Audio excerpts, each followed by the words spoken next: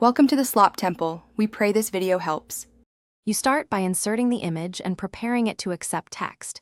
Insert the picture, then change text wrapping to tight or in front of text so the image behaves independently. Once done, resize with the corner handles and move the image where you want it on the page. Make sure to use Shift while dragging corners to keep proportions. Otherwise, the image may stretch. This immediate setup prevents layout shifts later and gives you a stable canvas for adding readable, well-positioned text.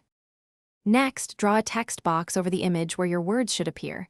Insert a text box and drag it into place. Then format the box, set shape fill to transparent and remove the outline so only the text shows. Adjust internal margins to avoid clipping.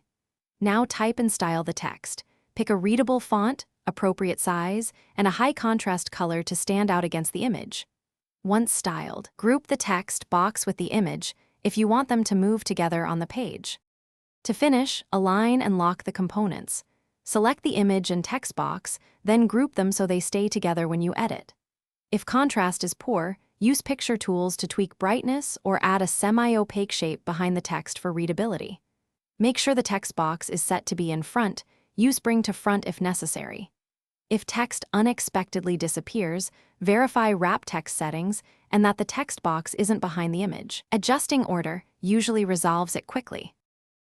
Thanks for watching. Consider subscribing if we helped you.